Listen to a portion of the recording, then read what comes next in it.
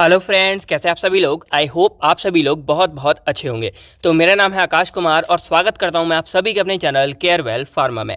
तो आज की इस वीडियो में हम बात कर रहे हैं अपने bio pharmaceutics B pharmacy 6 semester की, और इसमें हम आज यूनिट फर्स्ट को देखने वाले हैं। अब देखो, यूनिट फर्स्ट में हमारा जो एक पहला टॉपिक था यानी कि इंट्रोडक्शन टू बायो फार्मास्यूटिक्स, उसको हम ऑलरेडी कवर कर चुके हैं। आपने नहीं देखे हो जाके आप चेकआउट कर सकते हैं। अब बात करें इसमें, तो हमारे दो टॉपिक आते हैं इसके अंदर। पहला हमारा आता है एब्जॉर्प्शन और दूसरा हमारा आता है इसके अंदर डिस्ट्रीब्यूशन वाला पार्ट। अब आज जो हमारी ये वीडियो है, इसमें टोटली हम जो अपने एब्जॉर्प्शन वाले पार्ट को कवर करेंगे। ऐसा है कि देखो, डिस्ट्रीब्यूशन भी एक अलग से और काफ़ी लेंदी टॉपिक है, तो अगर दोनों को एक साथ कवर करेंगे तो काफ़ी ज़्यादा मैसअप हो जाएगा। इसलिए आज की इस वीडियो में सिर्फ और सिर्फ हम एब्जॉर्प्शन के बारे में बात करेंगे, और जस्ट इसके बाद की वीडियो में आपको जो है डिस्ट्रीब्यूशन के ऊपर सारा कुछ मिल जाएगा।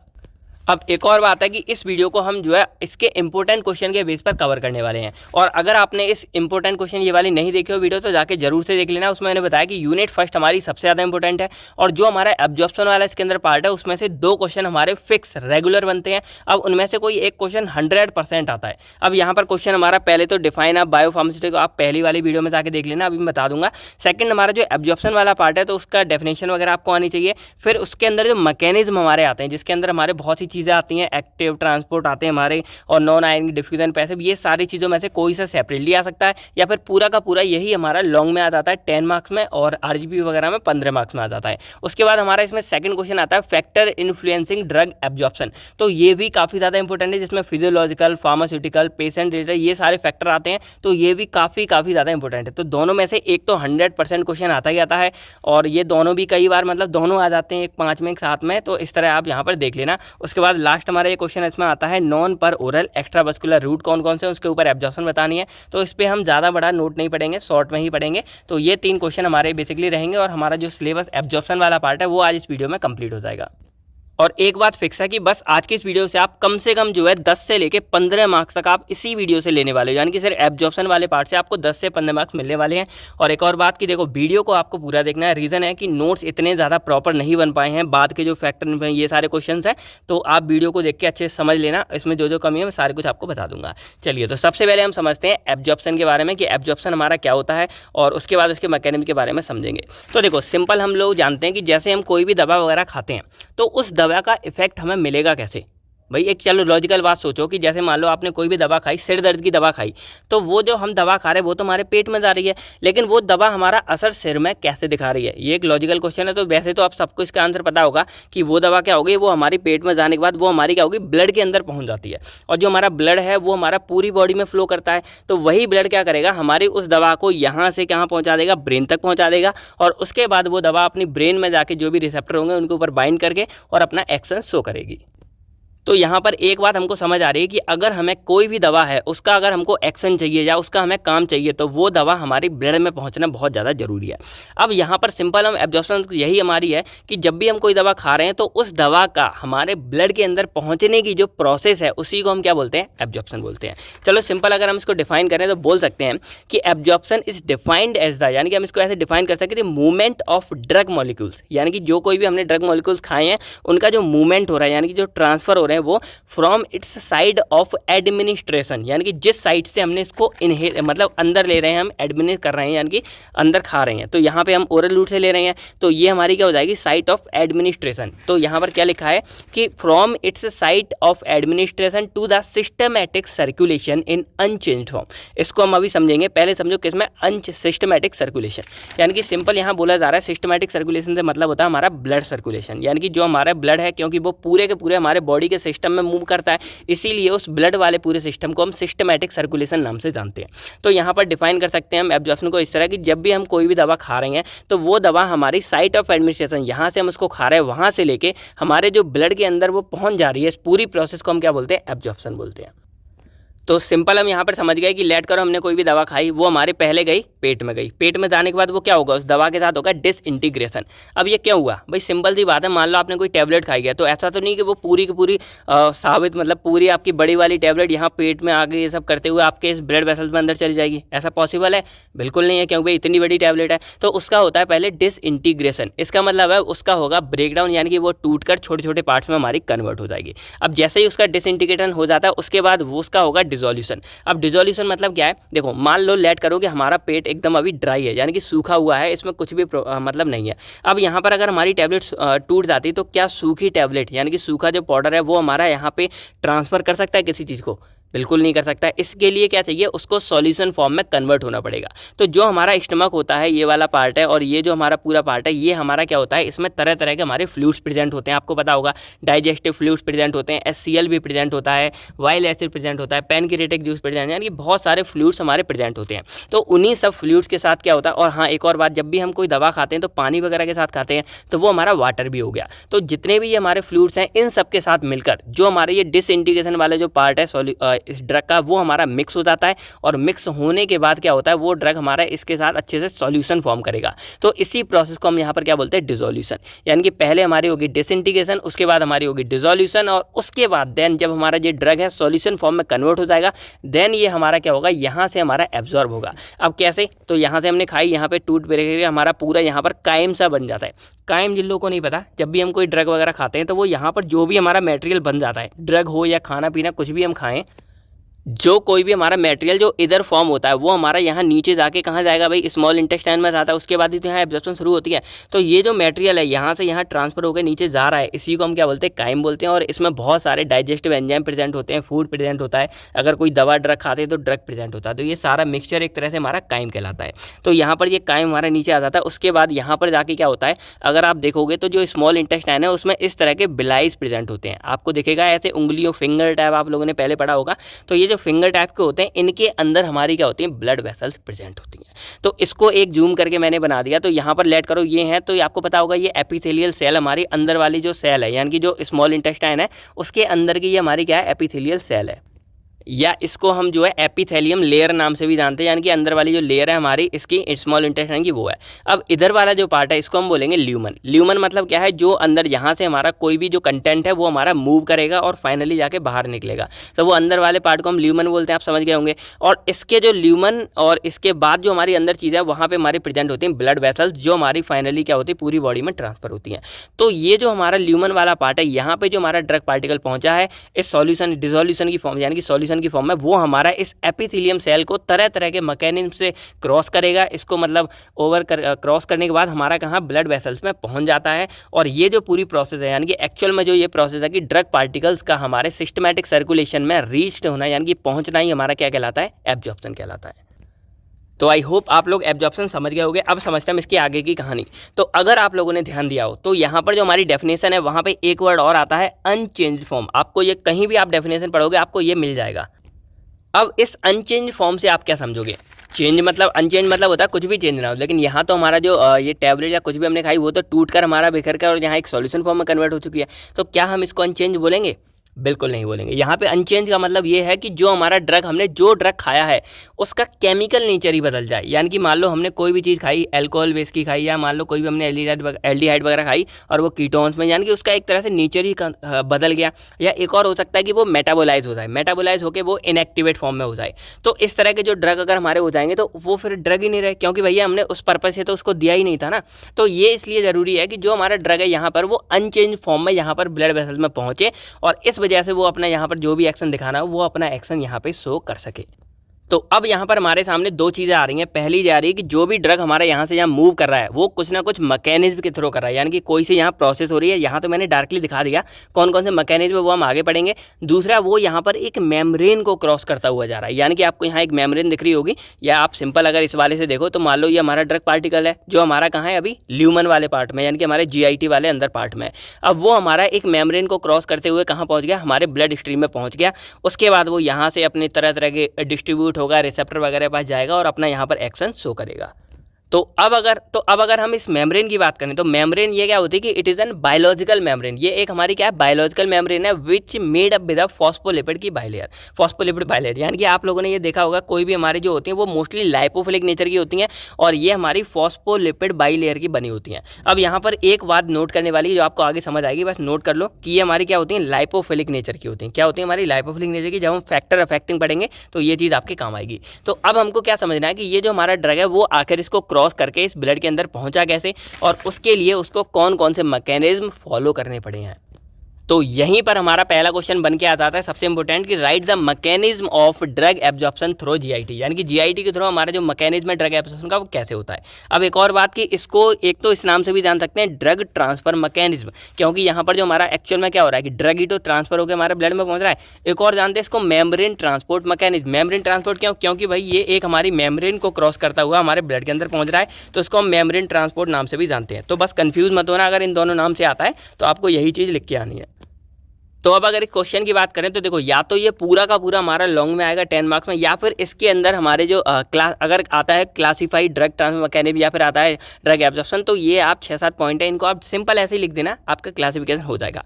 तो अब यहाँ पर जो हमारे पॉइंट आते हैं मैकेनिज्म में देखा जाए तो एक आता है पैसिव डिफ्यूजन, इसको हम नॉन आयनिक डिफ्यूजन भी बोलते हैं, जो हमारा पिछले साल के HPTU के पेपर में डायरेक्टली 5 मार्क्स में दिया गया था और ऐसे ही मतलब बन जाते हैं। फिर इसमें आता है फैसिलिटेड डिफ्यूजन, फिर एक्टिव ट्रांसपोर्ट आता है, ये भी हमारा कई बार अलग से आ जाता है, मतलब सेपरेटली 5 या 7 मार्क्स में आ जाता है। फिर पोर ट्रांसपोर्ट, आयन पेयर ट्रांसपोर्ट और एंडोसाइटोसिस। तो इसमें दो ऐसे हैं जो अलग से आने के चांस रहते हैं, यानी कि वो डायरेक्टली अलग से आ जाते हैं। एक आध बार पोर ट्रांसपोर्ट को भी अलग से पूछा गया है, तो इसमें आप कंफ्यूज मत होना अलग से। और अगर लॉन्ग में आता है तो ये पूरा का पूरा हमारा 10 मार्क्स में, या जिनमें 12 और 15 नंबर के बनते हैं उसमें सीधे आ जाता है ये क्वेश्चन। तो जब भी ये क्वेश्चन आए आपके सामने, आपको पहले ये बता देना है कि मैकेनिज्म में क्या होता है कि हमारा जो ड्रग है ऐसे ट्रांसफर होगा। दूसरे नंबर पे आपको एब्जॉर्प्शन की डेफिनेशन भी लिखनी पड़ेगी, ये कंपलसरी है, जिससे आपके अच्छे मार्क्स आएंगे। फिर आपको जो है इसका मैकेनिज्म बताना पड़ेगा। तो मैकेनिज्म से पहले आपको जितने भी टाइप्स हैं वो आप यहाँ पे डायरेक्टली एक साथ लिख देना बल्क फॉर्म में, इससे ये अच्छा लगता है। तो फर्स्ट हमारा इसमें आता है पैसिव डिफ्यूजन, जिसको हम नॉन आयनिक डिफ्यूजन नाम से जानते हैं। सेकंड हमारा इसमें आता है फैसिलिटेड डिफ्यूजन और एक्टिव ट्रांसपोर्ट डिफ्यूजन। तो एक्टिव ट्रांसपोर्ट हो गया, सीधा डिफ्यूजन नहीं है, ये ट्रांसपोर्ट है। तो ये जो हमारे दोनों हैं इनको हम कैरियर मीडिएटेड ट्रांसपोर्ट नाम से भी जानते हैं, यानी कि ये इसके अंदर के ही दो पार्ट हैं। फिर हमारा फोर्थ आता है पोर ट्रांसपोर्ट, तो और फिर हमारा फिफ्थ आता है आयन पेयर ट्रांसपोर्ट और सिक्स आता है एंडोसाइटोसिस। तो बस अब हमको एक एक करके सभी के बारे में समझना है। तो नोट्स आपको प्रॉपर मिल जाएंगे, और जो पैसिव वाला है वो मैंने थोड़ा सा बड़ा लिखवाया है कि अगर ये अलग से 7 नंबर में आ जाता है तो आप अच्छे से इसको कर सको। तो पैसिव डिफ्यूजन को हम जो है नॉन आयोनिक डिफ्यूजन नाम से भी जानते हैं। दूसरा कि सबसे ज़्यादा जो मेजर प्रोसेस, यानी कि जितना भी हम ड्रग वगैरह जो खाते हैं, तो सबसे ज़्यादा जो ड्रग हमारा एब्जॉर्ब होता है वो मोस्टली हमारा इसी पैसिव डिफ्यूजन की वजह से होता है। कंफ्यूज हो गए ना? चलो समझते हैं कि आखिर ये पैसिव डिफ्यूजन हमारा होता क्या है। तो पैसिव डिफ्यूजन से पहले हमको समझना पड़ेगा कंसंट्रेशन ग्रेडियंट। अब बहुत लोगों का दिमाग घुमा होगा, सोच रहे होंगे चलाया करो थोड़ा बहुत अपना जिससे आपका तेज हो। तो ये वर्ड आपने बहुत बार पहले सुना होगा। तो कंसंट्रेशन ग्रेडियंट का मतलब सिंपल ये होता है कि कोई भी चीज़ है या कोई भी सब्सटेंस है वो हमारे जब मूवमेंट करते हैं तो वो हाई कंसंट्रेशन से लोअर कंसंट्रेशन की तरफ मूव करते हैं।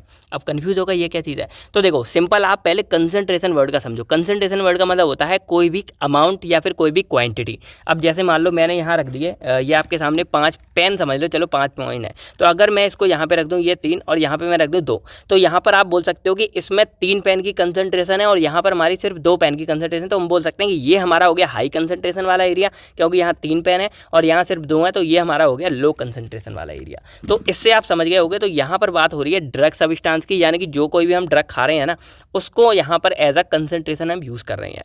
तो यहाँ पर हमारी 2 तरह की कंसंट्रेशन है। पहली हमारी ये हाई कंसंट्रेशन, दूसरी हमारी है लो कंसंट्रेशन। तो अब जो हमारा ड्रग पार्टिकल्स है वो हमारा मूव करेगा हाई से लो की तरफ, यानी कि यहाँ से इस तरह से मूव करेगा। चलो थोड़ा और इसको इजी करके समझते हैं।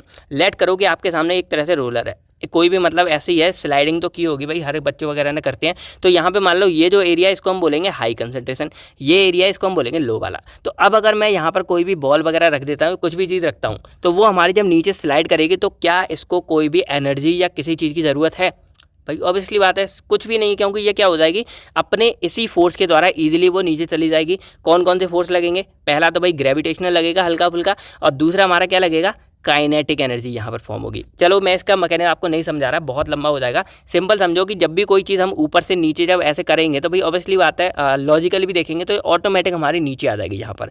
तो बस ऐसा समझो कि यहाँ काइनेटिक एनर्जी, जब हम ये चीज़ जहाँ ऊपर लेके गए तो कुछ हमारी एनर्जी इसमें स्टोर हो जाती है, और जब हम इसको यहाँ छोड़ेंगे तो ऑटोमेटिक ये हमारी क्या जाएगी? नीचे जाएगी। तो इसी प्रिंसिपल पे हमारा यहाँ पर काम करता है कंसंट्रेशन ग्रेडियंट वाला, कि यहाँ पर जैसे ही हम यहाँ पर मान लो यहाँ कंसंट्रेशन ज़्यादा है तो ये हमारे क्या होगी? कम की तरफ ऑटोमेटिक हमारी मूव करेगी। अब लोग कंफ्यूज कि यार यहाँ पर इसका क्या मतलब है। तो चलो यहाँ पर मैं आपको मतलब समझाता हूँ कि लेट करो कि हमने यहाँ भी कोई भी दवा खाई है। तो अब आपने कोई दवा खाई है, पैरासीटामोल खाई है, कुछ भी खाई है, तो क्या वो दवा हमारे अंदर पहले से प्रेजेंट है?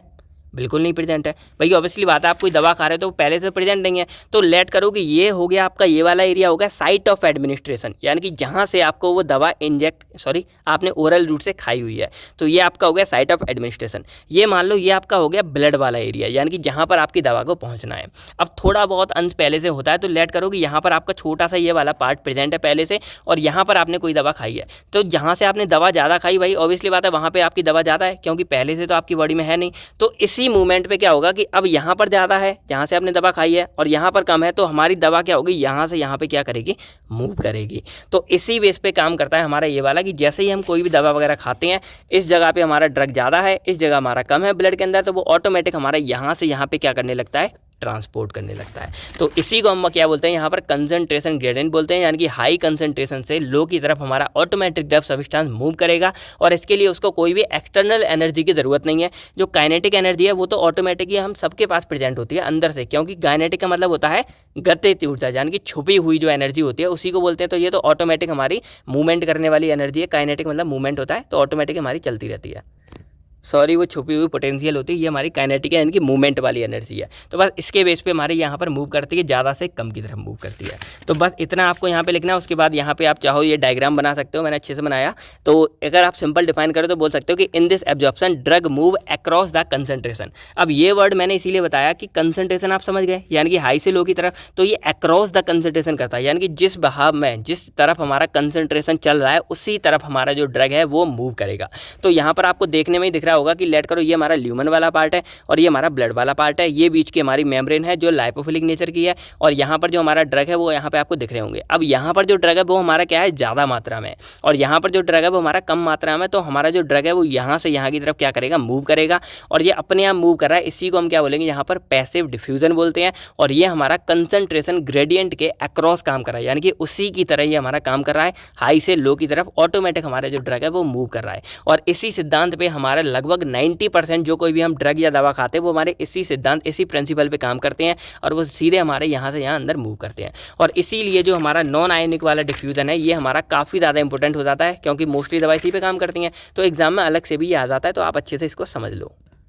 तो अब हमें थोड़ा क्वेश्चन को बड़ा भी करना पड़ेगा कि अलग से आ गया तो कैसे लिखोगे। तो यहाँ पर आप लिख सकते हो कि जो पैसिव डिफ्यूजन है, यानी कि जो हम अब तक पढ़ रहे थे, वो हमारी फिक्स के फर्स्ट लॉ पे मतलब काम करती है। अब इसको समझने के लिए आप ऐसे समझो कि जो हमारे ये फिक्स का फर्स्ट लॉ है उसके अनुसार क्या होगा कि जो भी हमारे ड्रग मॉलिक्यूल्स हैं वो हमारे हाई कंसंट्रेशन से लो की तरफ मूव करेंगे। कब तक, ये भी तो जरूरी है। अब मैंने मान लो आपको बताया कि हमारा जो ड्रग है वो यहाँ से यहाँ मूव कर रहा है, लेकिन एक मूवमेंट ऐसा आएगा यहाँ पे खत्म हो जाएगा और यहाँ पे ज़्यादा हो जाएंगे, तो क्या हमारा ड्रग वापस मूव करेगा फिर? ये भी तो क्वेश्चन आता है ना भाई। सोचो, आप दिमाग लगाया करो, तभी आपका ज़्यादा इंटरेस्ट पड़ेगा इसमें।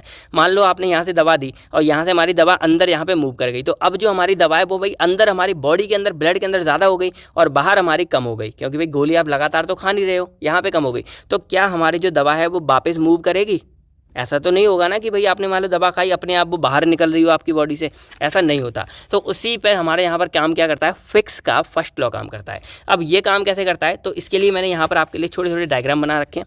फर्स्ट कंडीशन में समझो कि क्या हो रहा है, यहाँ पर हाई कंसंट्रेशन से लो है, हमने कोई भी दवा खाई है और वो हमारी मेम्ब्रेन को ईजिली क्रॉस कर रही है पैसिव डिफ्यूजन के साथ में। लेकिन ये कब तक क्रॉस करती है, जब तक हमारी इक्विलिब्रियम ना बन जाए। अब इक्विलिब्रियम का मतलब होता है कि दोनों तरफ बराबर। अब लेट करो यहाँ से हमारी दवा मूव कर रही थी, यहाँ से हमारे कुछ पार्ट मूव करे, और एक मूवमेंट आया कि हायर कंसंट्रेशन और लो वाले, ये दोनों पार्ट है, ये हमारा क्या हो गया, इक्वल हो गया, बराबर हो गया। तो अब इस मूवमेंट पे क्या होगा कि जो हमारी मूवमेंट है वो हमारी रुक जाएगी और दोनों ही क्या होंगे, स्टे रहेंगे। यानी कि जो हमारा ड्रग अभी इधर है, जो हमारा एब्जॉर्ब नहीं हुआ, वो अभी हमारा स्टे हो जाएगा। तो अब यहाँ पर क्या होता है कि जैसे हमारा जो पार्टिकल ड्रग का अंदर पहुँच गया ब्लड के अंदर, वो हमारा साथ के साथ क्या होगा, यूज़ होता रहेगा। यानी कि ये वाला पार्टिकल हमारे ब्लड के साथ क्या होगा, फ्लो हो जाएगा, क्योंकि ब्लड फ्लो कर रहा है, ऐसा तो नहीं रुका हुआ। तो वो जो फ्लूइड हमारा फ्लो कर रहा है वो हमारा आगे जाके हमारे अपने अपने साइड पे पहुंचने लगता है, और यहाँ पे हमारा फिर से ड्रग कम हो जाता है। और जैसे यहाँ पर कम होता है, हमारा जो ड्रग है ये फिर से हमारा इसी मूवमेंट पे डायरेक्शन करेगा, और ये फ्लो, ये वाला अगेन हमारा आगे बढ़ जाएगा, इसका यूज़ हो जाएगा, और यहाँ पे फिर से कमी होगी, और हमारा पार्टिकल ड्रग का इस तरह यहाँ मूव करता रहेगा। तो इस पर्पज से काम करता है कि कभी भी हमारा जो ब्लड है इसके अंदर ज़्यादा ड्रग होता ही नहीं है, और ऑटोमेटिक हमारा जो ड्रग है वो इधर मूव करता रहता है, ये यूज़ होता रहता है, इधर मूव होती रहती है, और इस तरह हमारा पूरा का पूरा जो ड्रग है वो पैसिव डिफ्यूज़न के बेस पे मोस्टली ड्रग हमारे काम करते हैं।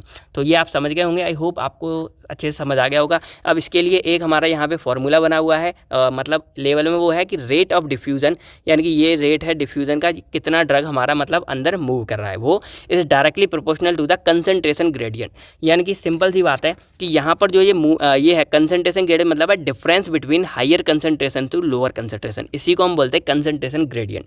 तो ये जितना ज़्यादा होगा उतनी ही अच्छे से हमारी मूवमेंट होगी। अब एग्जांपल के लिए समझो, जैसे ये मैंने आपको दिखाया, तो अभी मान लो कि यहाँ पर जो ये डिफरेंस है, ये डिफरेंस है, मान लो ये केवल हमारा 3 मीटर है, तो ये डिफरेंस ज़्यादा नहीं है, तो भाई यहाँ पे है। अगर मैं इसको और ऊंचा कर दूँ, मैंने ऐसा बिल्कुल बना दिया टीला, तो इसके जो मूवमेंट है वो हमारी और तेज़ हो जाएगी। सेम फंडा है कि अगर हम यहाँ हायर कंसंट्रेशन और लो के बीच में जो कंसंट्रेशन ग्रेडियंट है वो जितना ज़्यादा होगा, हमारी जो मूवमेंट है वो हमारी उतनी ही ज़्यादा हो जाएगी। तो इसी पर ये काम करता है हमारा सिंपल सा फिक्स लॉ ऑफ, मतलब फिक्स का फर्स्ट लॉ।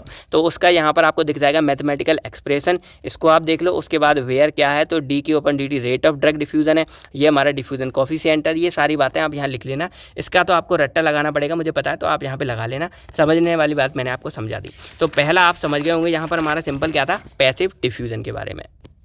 अब सेकंड हमारा यहाँ पर आता है फैसिलेटेड डिफ्यूज़न। तो देखो सिंपल सी बात है कि अभी आपने जो समझा पैसिव डिफ्यूज़न, ये सेम हमारा उसी की तरह, मतलब ये भी हमारा जो है वो कंसंट्रेशन ग्रेडियंट के अक्रॉस ही मूवमेंट करेगा, यानी कि हाई कंसंट्रेशन से लो की तरफ हमारा मूव करेगा। बस इसमें क्या होता है कि इसमें कुछ कैरियर बॉडीज़ होती हैं। अब कैरियर बॉडीज़ हमारी क्या करती हैं, हेल्प करती हैं इस मूवमेंट में। चलो यहाँ पर समझते हैं। लेट करो ये भी हमारा मतलब सेम यहाँ पर चल रहा है। तो अब यहाँ पर क्या होगा कि जो ड्रग पार्टिकल्स है वो हमारा इन कैरियर बॉडीज़ के मदद से क्या करेगा, हम मूव करेगा। यानी कि ड्रग आया, इसने पकड़ा, इसने तुरंत इसको पलट के इधर निकाल दिया। यानी कि मेम्ब्रेन के पास कुछ ऐसे कैरियर बॉडीज़ हैं, वो ड्रग से यहाँ से पकड़ेंगी, मतलब हायर कंसंट्रेशन से पकड़ेंगी और लोअर की तरफ छोड़ देंगी। यहाँ पकड़ देंगे, यहाँ छोड़ देंगे। अब सिंपल सी बात समझो कि यहाँ पर आपको दिख रहा था ये, तो यहाँ पर अगर ये हम ड्रग छोड़ेंगे तो ऑटोमेटिक नीचे जाएगा। लेकिन अगर यहाँ पर आप खड़े हो और आप इसको धक्का और लगा दो, यानी कि अपना और एक्सटर्नल थोड़ा सा फोर्स लगा दो, तो ये हमारा और ज़्यादा तेज़ काम करेगा।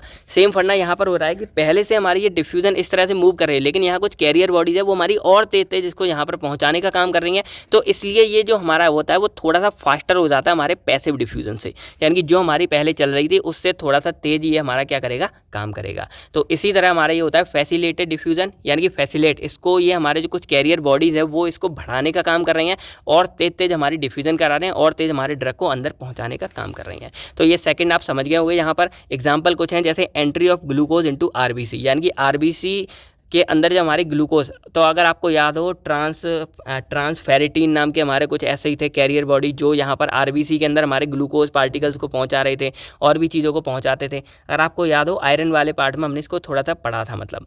तो ये हो गया हमारा। उसके बाद intestinal absorption of vitamin B1 and B2, यानी कि जो विटामिन हमारे B1 B2 हैं उनको भी हम इन्हीं कैरियर बॉडीज़ के थ्रू अंदर यहाँ पर पहुँचाने का काम करते हैं। तो ये आप फैसिलेटेड समझ गए होंगे। अब थर्ड हम समझते हैं यहाँ पर अपना एक्टिव ट्रांसपोर्ट के बारे में। तो देखो अब यहाँ पर आपको ये कहानी पूरी समझनी है कि लेट करो, यहाँ पर ये आपको पूरा दिख रहा था। तो अब यहाँ पर क्या है कि जो हमारा ये गोला वगैरह जो मैंने रखा था वो हमारा अब कहाँ पे, वो हमारा अब नीचे है, यहाँ पे है। तो अब आपको यहाँ से यहाँ पे पहुँचाना है। मतलब सिंपल बोला जाए तो एक्टिव ट्रांसपोर्ट के अंदर क्या हो रहा है कि जो हमारा ड्रग मॉलिक्यूल्स है उसको हम मूव कर रहे हैं अगेंस्ट द कंसंट्रेशन ग्रेडियंट। ये वर्ड आपको याद रखना है।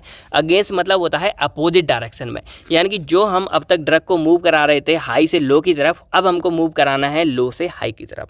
अब ये वाली कहानी कहाँ से आ गई, आप थोड़ा कंफ्यूज हो रहे होगे। चलो इसको थोड़ा उल्टा करके समझते हैं कि लेट करो कुछ कुछ ऐसी चीज़ें होती हैं जो आपकी बॉडी के अंदर पहले से क्या होती हैं, प्रेजेंट होती हैं। अब मान लो कि ग्लूकोज की कंडीशन ले लो कि मान लो किसी को भाई ग्लूकोज ज़्यादा हो गया, किसी को हाइपर ग्लूकोमिया हो गया बॉडी के अंदर। अब भाई ऐसा तो नहीं कि उस टाइम पे आप खाना पीना ये सब खाना बंद कर दोगे, खाओगे ना पियोगे ना, तो उस टाइम पर जो ग्लूकोज आपके अंदर बनेगा ऑटोमेटिक जो बन रहा है, आप अलग से नहीं ले रहे, वो तो हमारा यहाँ पर मूव करेगा। तो अब उसको मूवमेंट कैसे करेगा, तो वो हमारा मूव करेगा एक्टिव ट्रांसपोर्ट के जरिए मूव करेगा। यानी कि यहाँ पर वो यूज़ करेगा एनर्जी की यूज़ करेगा, क्योंकि भाई यहाँ पर आप सिंपल ले लो कि अगर मान लो आपको ये गोला है वो ऊपर चढ़ाना है इसके ऊपर, तो अपने आप तो चढ़ेगा नहीं, तो यहाँ पर आपको क्या करना पड़ेगा, एक एनर्जी का यूज़ करना पड़ेगा। सेम फंडा यहाँ पर होगा कि जब आप किसी भी ड्रग को लो से हाई की तरफ मूव कराओगे तो वहाँ पर क्या है आप यूज़ करोगे, वहाँ पर आप यूज़ करोगे एनर्जी का, यानी कि ताकत का यूज़ करोगे। तो यही हमारी एक्टिव ट्रांसपोर्ट कहलाती है कि in this transport drug molecules move against या movement against the concentration gradient, वो अपने कंसंट्रेशन ग्रेडियंट के अगेंस्ट यानी कि अपोजिट काम करते हैं, यानी कि लो से हाई की तरफ मूव करते हैं और इसी वजह से उनको मूवमेंट के लिए एनर्जी की रिक्वायरमेंट होती है। तो ये सिंपल सा हमारा क्या है, एक्टिव ट्रांसपोर्ट है। अब अगर यहाँ पर हम इसको मतलब टाइप्स में देखा जाए तो ये दो तरह के होते हैं। एक हमारा होता है प्राइमरी एक्टिव ट्रांसपोर्ट, एक हमारा होता है सेकेंडरी एक्टिव ट्रांसपोर्ट। अब जो प्राइमरी वाला होता है इसमें हम यूज़ करते हैं एटीपी का। तो यहाँ पर यूज़ कैसे होगा कि लेट करो कि आपको ये पूरी कंडीशन दिख रही होगी। अब यहाँ पर कुछ हमारे इस तरह के मतलब कैरियर टाइप ही आप समझ लो, ये हमारी चीज़ें होती हैं। तो अब यहाँ पर क्या होगा, जैसे ही कोई भी ड्रग आएगा वो यहाँ आया, वो क्या करेगा एटीपी से एडीपी में कन्वर्ट करेगा यानी कि हाइड्रोलाइज। अब अगर आपको याद हो तो एटीपी हमारा होता है एडिसोन ट्राइफॉस्फेट, यानी कि 3 यहाँ पे फॉस्फेट वाले लगे होते हैं। यहाँ पे होता है एडिसोन डाइफॉस्फेट, यानी कि एक हमारी एटीपी यहाँ पर क्या हो गई, खर्च हो गई। तो जो एक एटीपी हमारी खर्च हुई है वो हमारी इसी कैरियर ने यहाँ पे यूज़ किया और इसने इसको यहाँ पे एक ड्रग को लिया, यहाँ पे पलट के इसने इधर छोड़ दिया। तो इस तरह जो हमारा प्राइमरी एक्टिव ट्रांसपोर्ट है इसके अंदर क्या हो रहा है कि जो हमारे पार्टिकल हैं ड्रग के वो एटीपी का यूज़ करके यहाँ पर अंदर आ रहे हैं और लो से हाई की तरफ मूव कर रहे हैं। तो इसी को हम बोलते हैं प्राइमरी एक्टिव ट्रांसपोर्ट। तो मैंने यहाँ पर लैंग्वेज भर के नहीं लिखी है, आप चाहो तो थोड़ा बहुत एडअप कर सकते हो। तो इसका एग्जांपल हो गया एब्जॉर्प्शन ऑफ ग्लूकोज। तो वही मैंने आपको कंडीशन बताई, मान लो हाइपरग्लाइसेमिया हो गया या डायबिटीज़ वाले कुछ ज़्यादा ही पेशेंट कुछ हो जाते हैं जिनको ग्लूकोज कुछ ज़्यादा ही हो गया, तो भाई उसमें मूवमेंट में भी कुछ ना कुछ तो खाते पीते, तो उस टाइम पर जो ग्लूकोज है वो हमारा एब्जॉर्ब इसी तरह हमारे यहाँ पर होगा, इनका यूज़ करके एक्टिव ट्रांसपोर्ट का यूज़ करके। फिर इसमें हमारी सेकेंडरी एक्टिव ट्रांसपोर्ट आती है। तो इसमें क्या होता है कि इसमें डायरेक्टली किसी भी एटीपी यानी कि एनर्जी का जो करेंसी होती है, एनर्जी का जो वो मेन चीज़ है यूनिट, वो हमारी एटीपी है। तो यहाँ पर ये एटीपी का डायरेक्टली यूज़ नहीं करते, ये यूज़ करते हैं इलेक्ट्रोकेमिकल ग्रेडियंट का। अब ये क्या होता है, ये एक्चुअल में होता है आयन ट्रांसपोर्ट। कैसे होता है चलो इसको समझते हैं। तो इसमें दो चीज़ हमारी आती हैं, पहली आती है सिम्पोर्ट, दूसरी हमारी आती है एंटीपोर्ट। तो सिम्पोर्ट का मतलब होता है को ट्रांसपोर्ट। चलो ऐसे समझते हैं, आपको एक चीज़ पता होगी कि सोडियम जो है वो हमारा सेल के अंदर मूव करता रहता है, ऑलवेज करता रहता है। तो सोडियम के कुछ हमारे चैनल्स वगैरह बने होते हैं। तो जो हमारा सिम्पोर्ट वाले एक्टिव ट्रांसपोर्ट होते हैं इसके अंदर क्या होता है कि सोडियम के साथ ही क्या होता है, सोडियम जैसे ही अंदर जाएगा ये हमारा ओपन होता है, तो यहीं पे साथ में हमारा ग्लूकोज भी इसी के साथ हो लेता है। यानी कि आप लोगों ने रेलवे के पास मेट्रो वगैरह में देखे होंगे कि ये ऐसे हमारे बोर्ड लगे होते हैं और कोई बंदा क्या होगा अपना कार्ड निकाल के निकलेगा, तो एक आध बंदे क्या करते हैं उससे बिल्कुल चिपक के साथ में निकल जाते हैं। तो वही सेम फंडा यहाँ समझो कि यहाँ पर क्या होगा, जैसे ही हमारा सोडियम इधर मूव कर रहा है हमारा ग्लूकोज भी उसी के साथ बिल्कुल चिपक के और यहाँ पे बाहर इसी के साथ मतलब सेल के अंदर हमारा पहुँच जाता है। तो इसका एग्जाम्पल होगा कि movement of both in same direction, एक ही डायरेक्शन में मूव करके बाहर निकल जाते हैं। इसका एग्जाम्पल है सोडियम ग्लूकोज सिम्पोर्टर। ठीक है, तो इस तरह ही हमारा काम करता है सिम्पोर्टर।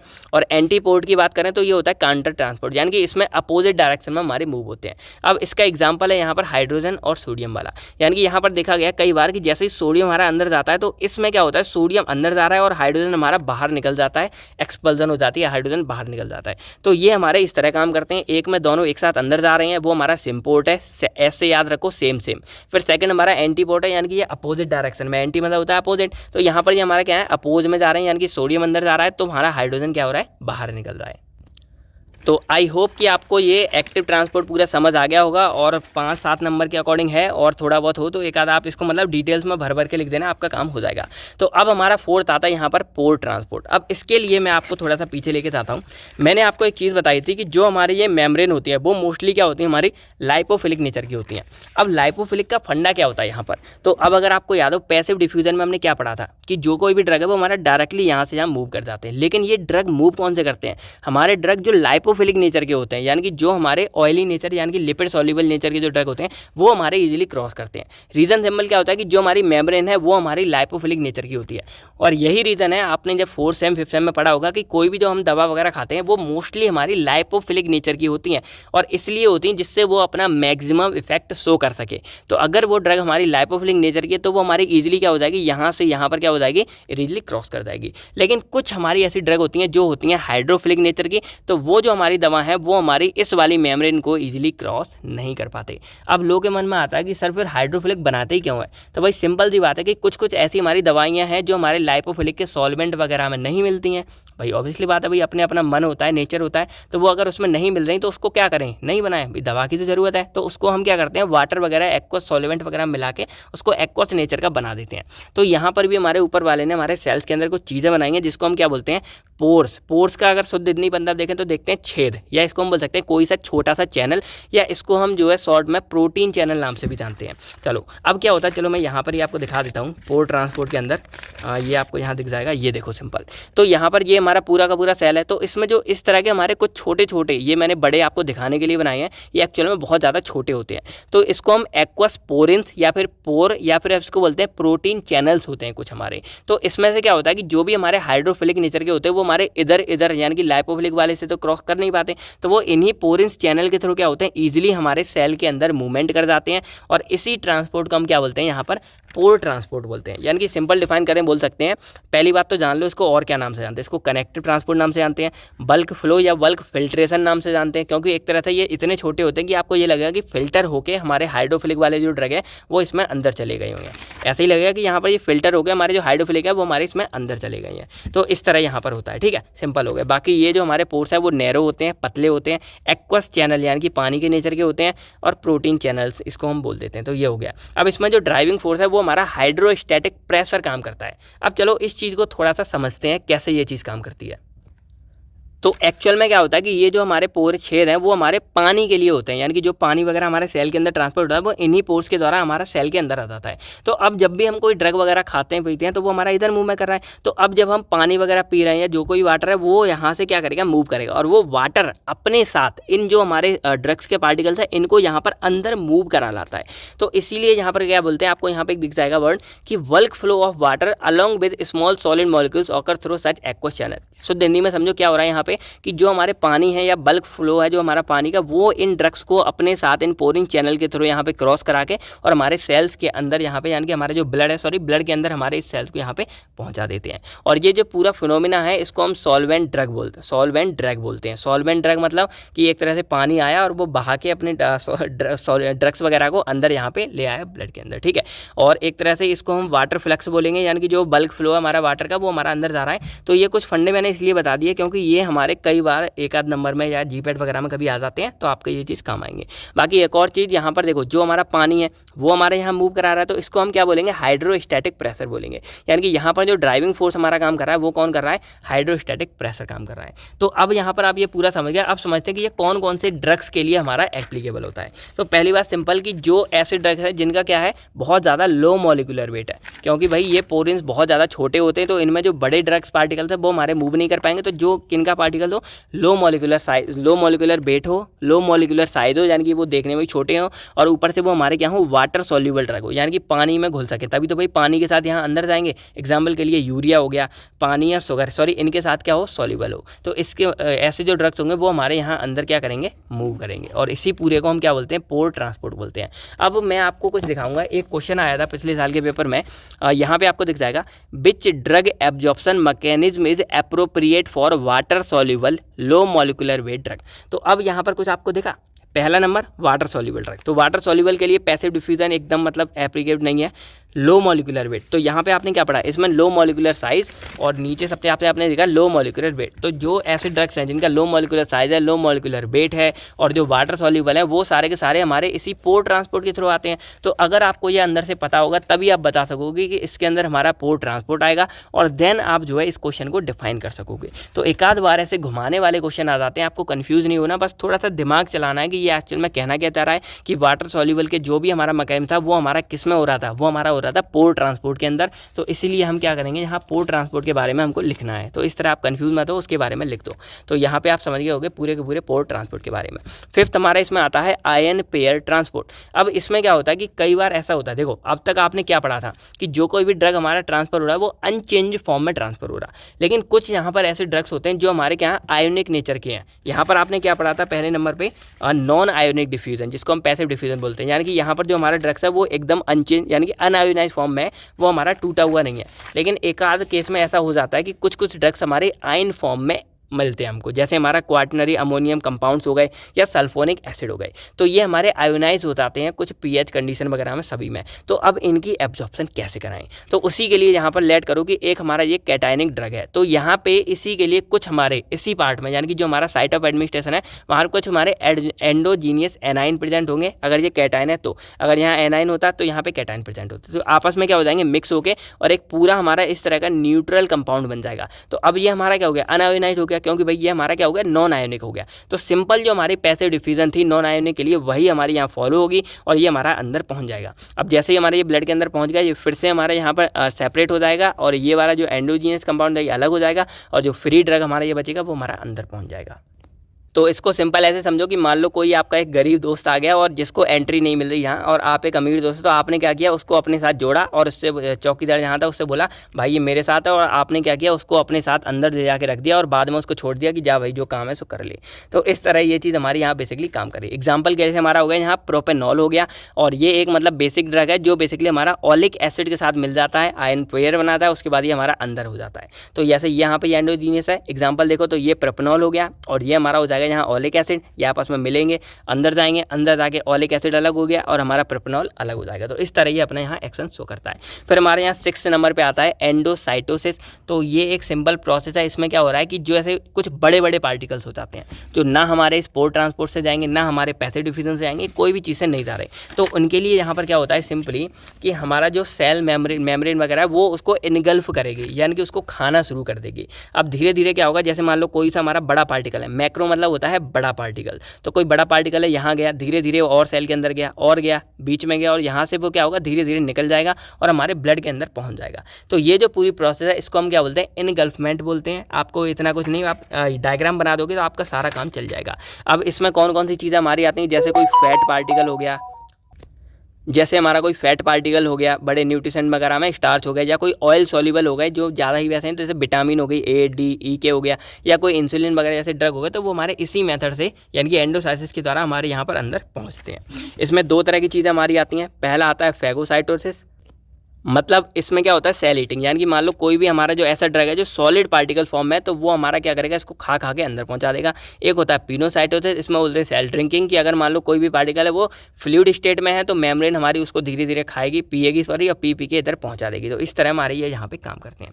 तो आई होप आप लोग को ये पूरी कहानी समझ आ गई होगी। जितने भी मैकेनिज्म थे मैंने आपको सारे यहाँ पर डिटेल्स में अच्छे से बता दिए हैं। पैसिव वाला सबसे इंपॉर्टेंट है, एक्टिव वाला इंपॉर्टेंट है, पोर वाला हमारा आपको बताता है कैसे घुमा के पूछा था एक क्वेश्चन, फैसिलिटेटेड वाला भी हमारा आ जाता है, और कई बार ये पूरा हमारा कैरियर मीडिएटेड नाम से आ जाता है। तो इस तरह हमारे आते हैं, कंफ्यूज मत होना, सारा कुछ यहाँ क्लियर हो गया। तो बस यही था। अब हम अपना सेकंड जो क्वेश्चन मेन समझेंगे वो हमारा क्या आता है, फैक्टर इन्फ्लुएंसिंग ड्रग एब्जॉर्प्शन। मतलब सिंपल था कि अब तक जो हम पढ़ रहे थे कि हम जो ड्रग एब्जॉर्प्शन कर रहे थे अलग अलग मेथड के द्वारा जो एब्जॉर्प्शन हो रही थी, वो एब्जॉर्प्शन को कौन कौन से फैक्टर हैं जो अफेक्ट करते हैं, मतलब उस एब्जॉर्प्शन को वो कम भी कर सकते हैं और ज़्यादा भी कर सकते हैं। तो यहाँ पर आपको कुछ नोट्स दिख रहे होंगे, ये वैसे देखा जाए तो हमारे 4th सेमेस्टर के थे, लेकिन यहाँ पर हमारे चल जाएंगे क्योंकि हमको ऐसा नहीं कि बहुत ही ज़्यादा डिटेल्स में और बिल्कुल ही ज़्यादा लिखनी है, आपको बस समझ आ जानी चाहिए। और आप चाहो तो हमारी जो प्रीवियस वीडियो है 4th सेम की फार्माकोकाइनेटिक की, यानी कि फार्माकोलॉजी 4th सेमेस्टर में जो कुछ वीडियो थी फार्माकोकाइनेटिक की, एब्जॉर्प्शन वाली, फैक्टर इफेक्टिंग, वो सब आप देख सकते हो, आपके बिल्कुल काम आने वाली हैं। तो चलो यहाँ पर हम समझते हैं फैक्टर के बारे में। तो देखो अगर हम इसको डिफाइन करें तो सिंपल क्या बोल सकते हैं कि these are those factor which affect the absorption, या फिर हम बोल सकते हैं आल्टर। आल्टर मतलब क्या होता है, चेंज करना, यानी कि जो हमारी एब्जॉर्प्शन हो रही है या तो ये फैक्टर्स एब्जॉर्प्शन को बढ़ा देंगे या कम कर देंगे। या हम सिंपल देखें तो हम उन फैक्टर के बारे में पढ़ेंगे जिनका एब्जॉर्प्शन होने के लिए भी जरूरी होना बहुत ज़रूरी है। तो यही सारी चीज़ें हमारी आती हैं। तो पहले हमको क्या करना है, इसकी क्लासिफिकेशन पढ़नी है कि कैसे क्या होगी। तो देखो अलग अलग बुक में अलग अलग तरह की लिखी हुई हैं, जो इसकी कॉमन चल रही है हर बुक में, वो क्या है, पहली हमारी आती है फिजिको केमिकल प्रॉपर्टीज, या हम इसको फिजियो केमिकल प्रॉपर्टीज भी बोल सकते हैं, यानी कि इसके अंदर हमारी कुछ ड्रग्स की फिजिकल और केमिकल ये प्रॉपर्टी आती हैं जो हमारी एब्जॉर्प्शन पर डिपेंड करती हैं। अब इसके अंदर ही मैंने लिख दिया जहाँ पर फार्मास्यूटिकल प्रॉपर्टीज, और एक्चुअल में देखा जाए तो ये अलग से प्रॉपर्टीज भी मतलब देखने को मिल रही है। तो वही है, मैंने यहाँ कंबाइन कर दिया, तो कंफ्यूज मत हो। आप चाहो तो एग्जाम के टाइम पे आप इसको जो है अलग से लिख सकते हो कि ये हमारी फार्मास्यूटिकल प्रॉपर्टीज हमारी कुछ अलग होती हैं। फिर हमारी यहाँ पर देखा जाए अगर इसको सेकंड मानोगे तो ये हमारी थर्ड हो गया, अदरवाइज इसको सेकंड मान के बोलेंगे कि कुछ हमारी आती हैं बायोलॉजिकल फैक्टर, या बोल सकते हैं बायोलॉजिकल प्रॉपर्टीज। अब बायोलॉजिकल मतलब होता है हमारी बॉडी से कनेक्टेड, तो इसमें हमारी कौन सी आएंगी, ऐसी प्रॉपर्टीज आएंगी जो पेशेंट रिलेटेड है, यानी कि जो कोई भी पेशेंट है या जो कोई भी बंदा है जिसके ऊपर ड्रग दिया जा रहा है उससे मतलब डिपेंड है कि उसके बॉडी में क्या क्या चीज़ें हैं जिस पर हमारी जो एब्जॉर्प्शन है वो हमारी डिपेंड करेगी। तो इस तरह ये हमारी डिपेंड करती है। बाकी लास्ट हमारा यहाँ आता है रूट ऑफ एडमिनिस्ट्रेशन, तो ये वैसे लिखा नहीं है, लेकिन ये आपका मतलब जो आगे टॉपिक आएगा ना, नॉन पर ओरल एक्स्ट्रावास्कुलर, उसमें ये चीज़ हमारी काम आएगी, तो समझ लेंगे। चलो टाइम देख के समझ लेंगे क्या होता क्या। तो अब हमको यहाँ पर 3 चीज़ें समझनी है मेन। पहली हमारी आती है फिजियो केमिकल प्रॉपर्टीज़, सेकेंड हमारी आती है फार्मास्यूटिकल प्रॉपर्टीज़, और थर्ड थर्ड हमारी आती है पेशेंट रिलेटेड प्रॉपर्टी, या हम बोल सकते हैं बायोलॉजिकल प्रॉपर्टी या बायोलॉजिकल फैक्टर। तो 3 हमको समझनी है। तो पहले हम सबसे पहले समझते हैं फार्मास्यूटिकल वाली प्रॉपर्टी समझते हैं। अब देखो, अगर आपको डिफाइन करनी हो इसको कैसे करोगे, मैंने डिफाइन नहीं किया वैसे। फार्मास्यूटिकल प्रॉपर्टीज में आप बोल सकते हो कि इसके अंदर हम वो प्रॉपर्टीज या वो फैक्टर के बारे में पढ़ेंगे जो हमारे ड्रग के बनने से लेकर ड्रग के मतलब ड्रग के बारे में सारी की सारी कहानी है। तो इसमें सबसे पहले हमारी चीज़ क्या आती है, डोजेस फॉर्म आती है। तो अब अगर आप सिंपल डोजेस फॉर्म को हम यहाँ पर एक तो फॉर्मुलेशन भी बोल सकते हैं कि हमने उसको कौन सी डोजेस फॉर्म में बनाया है। तो अगर मैं आपको बड़ा बड़ा बोलूँ, यानी कि ओरल ऊपर से देखा जाए तो हमारी 3 तरह की चीज़ें आ रही हैं, सॉलिड, लिक्विड और इसको हम बोलेंगे पेरेंट्रल, जो हमारी एक तरह से लिक्विड के अंदर आती है। तो सबसे ज़्यादा जो एब्जॉर्प्शन किसकी होती है आपको पता होगा, तो सबसे ज़्यादा होती है पेरेंट्रल रूट की, क्योंकि इसमें अगर हम मान लो आई भी देते हैं तो भाई डायरेक्टली ब्लड में पहुंच गया, आई एम देते हैं, इंट्रामस्कुलर देते हैं तब भी हमारे ब्लड में पहुंच गया, और बाकी सब क्यूटन वगैरह दिया जाता है, तो इनकी एब्जॉर्प्शन हमारी काफ़ी अच्छी होती है। फिर हमारे आते हैं लिक्विड डोजेस फॉर्म। तो लिक्विड डोजेस फॉर्म में आपको पता होगा कोई भी ओरली हम चीज़ खाते हैं वो लिक्विड फॉर्म में तो जल्दी एब्जॉर्ब होगी। फिर आती है सॉलिड डोजेस फॉर्म। तो इसमें टाइम ज़्यादा लग जाता है क्योंकि इसको हम ओरली खाएंगे, फिर इसकी डिसइंटीग्रेशन होगी, ये टूटेगा, डिजोल्व होगा, सॉल्यूशन फॉर्म में बनेगा, देन जाके ये हमारा एब्जॉर्ब होगा। लेकिन जो लिक्विड वाले हैं वो तो पहले से सॉल्यूशन फॉर्म में, तो वो डायरेक्टली एब्जॉर्ब हो जाते हैं। तो इस क्रम में हमारी जो एब्जॉर्प्शन है वो हमारी बढ़ती है। तो यही है फैक्टर अफेक्टिंग में कि जो पेरेंट्रल हैं उनकी सबसे अच्छी क्या होती है, हमारी एब्जॉर्प्शन होती है। अब इसको थोड़ा सा और ब्रॉड लेवल पे देखना है क्योंकि ये है बायोफार्मास्यूटिक्स और 6M के अकॉर्डिंग, तो थोड़ा सा डिटेल्स में आपको देखना पड़ेगा। तो इसमें देखा जाए तो सबसे अच्छी हमारी होती है किसी भी सॉल्यूशन की, जो मैंने आपको यहाँ पर बता दिया, पेरेंट्रल रूट वाले। आप यहाँ पर लिख सकते हो सिंपल पेरेंट्रल रूट वाले। फिर हमारे आते हैं इमल्सन, यानी कि ओरल में जो खाते हैं तो उसमें इमल्सन का हमारा बढ़िया होता है, लिक्विड डोजेस फॉर्म जो मैंने आपको बताया था, तो इमल्सन का अच्छा होता है। फिर हमारा सस्पेंशन का अच्छा होता है। उसके बाद हमारे जो सॉलिड में आता है उसमें हमारा कैप्सूल का एक अच्छा होता है एब्जॉर्प्शन। फिर कैप्सूल से थोड़ा सा कम होता है कंप्रेस टैबलेट, जो हमारी सिंपल सी टैबलेट बनती है पैरासीटामोल वगैरह वाली या और भी। उसके बाद हमारी आती है कोटेड टैबलेट। कोटेड मतलब कोई भी टैबलेट है उसके ऊपर जब हम लेयर वगैरह चढ़ा देते हैं तो पहले वो लेयर हमारी डिजोल्व होगी, देन हमारी टैबलेट डिजोल्व होती है। फिर सबसे लास्ट में सबसे कम एब्जॉर्प्शन होती है हमारी एंट्रिक कोटेड टैबलेट की, क्योंकि आपको पता होगा ये हमारी स्टमक में तो जाके इनका कुछ भी होता ही नहीं है ब्रेकडाउन वगैरह, डायरेक्टली ये हमारी इंटेस्टाइन में पहुंच जाती है, वहाँ जाके इनकी धीरे धीरे लेयर घटती है, उसके बाद ये एब्जॉर्ब हो जाती हैं और इसको हम सस्टेन रिलीज की तरह हमारी ये काम करती हैं। तो ये थे हमारे डोजेस फॉर्म, और ये मैंने शॉर्ट में आपको बता दिया कि कौन कौन से फैक्टर हैं। आप चाहो तो इसको लॉन्ग में, यानी कि आप इसके बारे में थोड़ा सा डिफाइन कर सकते हो कि पेरेंट्रल रूट में हमारी ज़्यादा अच्छी होती है, इमल्सन सस्पेंशन से अच्छा होता है, तो आप चाहो इनको लिख सकते हो। वरना मेरे अकॉर्डिंग देखा जाए तो अगर 10 में आता है तब भी यहाँ से लेके यहाँ तक जो प्रॉपर्टीज़ हैं वो 10 के अकॉर्डिंग काफ़ी ज़्यादा हैं, और 5 में आती हैं तो कोई एक पे आएगा, या तो फिजिको केमिकल आ जाएगी, या फार्मास्यूटिकल आ जाएगी, या बायोलॉजिकल आ जाएगी, तो कोई भी एक आएगी, तो आप इसको बड़े आराम से लिख सकते हो। तो डोजेस फॉर्म में आप समझ गए होंगे। सेकंड इसके अंदर हमारी आती है फार्मास्यूटिकल एक्सिपिएंट्स के बारे में। तो ये आप बना के लिख देना कि जैसे मान लो वाहिकल की बात की जाती है, तो भाई सिंपल सी बात है कि वाहिकल अगर मान लो कोई भी ड्रग पे डिपेंड करता है, कोई ड्रग मान लो अगर हाइड्रोफिलिक नेचर का है तो वो जो व्हीकल है वो हमारा जब एक्वस होगा तो उसके साथ उसकी सॉलिबिलिटी हमारी ज़्यादा अच्छी होगी, और जब सॉलिबिलिटी हमारी अच्छी होगी तो उसकी एब्जॉर्प्शन भी उतनी ही अच्छी होगी, क्योंकि जो जितना अच्छा सॉल्यूशन होगा उसकी एब्जॉर्प्शन उतनी अच्छी होगी हमारी। डाइल्यूएंट की बात करें तो ये भी हमारी इस पर डिपेंड करता है कि कुछ कुछ डाइल्यूएंट हमारे ऐसे होते हैं जो एब्जॉर्प्शन को बढ़ा देते हैं, और कुछ एक आध ऐसे होते हैं जो कम भी कर देते हैं। तो जैसे डिसइंटीग्रेशन हो गया, डिसइंटीग्रेशन अगर उसको ज़्यादा बोलेंगे तो ड्रग हमारे जल्दी टूटेगा। कुछ सर्फेक्टेंट वगैरह होते हैं तो आपको पता होगा ये जो हमारे ऑयली नेचर के होते हैं उनको ये मिलाने का अच्छे से काम कर देते हैं। तो जब वो अच्छे से मिल जाएंगे, सॉल्यूशन अच्छा बनेगा, तो हमारी क्या होगी, एब्जॉर्प्शन हमारी अच्छी होगी। तो आप एक एक एग्जाम्पल के साथ लिख सकते हो कि ये तीनों फैक्टर हमारे क्या कर रहे हैं, एब्जॉर्प्शन को बढ़ाने का काम कर रहे हैं। बस आपको ये कर देना है जैसे जैसे बना के, ठीक है।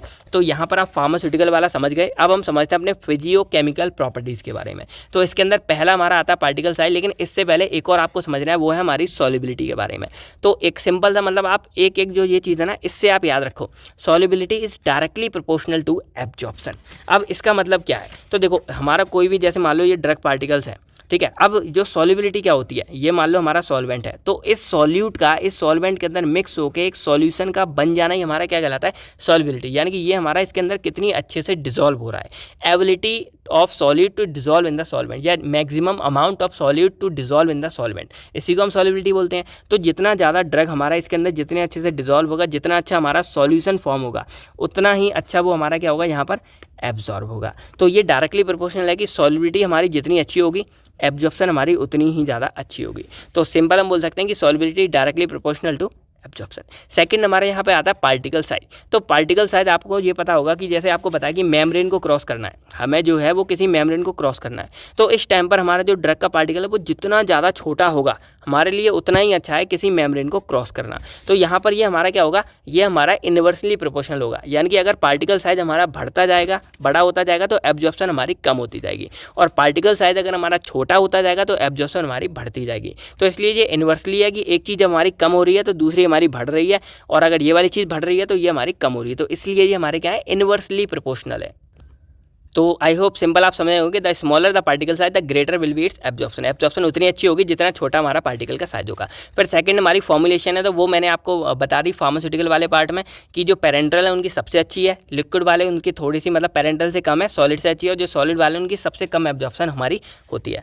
फिर हमारी यहाँ तीसरी चीज़ आती है आयोनाइजेशन कॉन्स्टेंट वाली। तो अब आपको पता होगा आयोनाइज, मैंने आपको पहले बता दिया कि जो अनआयोनाइज फॉर्म में हमारे ड्रग होते हैं उनकी एब्जॉर्प्शन हमारी ज़्यादा अच्छी होती है बजाय हमारे आयोनाइजेशन के, क्योंकि आयोनाइज जो हमारे ड्रग होते हैं उनके लिए हमें स्पेशल आयन पेयर ट्रांसपोर्ट का यूज़ करना पड़ रहा है, लेकिन जो हमारे अनआयोनाइज्ड वाले ड्रग हैं यानी कि जो नॉन आयोनिक वाले हैं उनके लिए हमारी डायरेक्टली पैसिव डिफ्यूजन के थ्रू हमारी हो जाती है। तो आयोनाइजेशन में आप सिंपली क्या समझ रहे हैं कि जो कोई भी ड्रग हमारे क्या है अनआयोनाइज फॉर्म में, उनकी एब्जॉर्प्शन हमारी क्या होगी, ज़्यादा होगी। तो ये यहाँ पर लिखा हुआ आप यहाँ पर अच्छे से पढ़ लेना।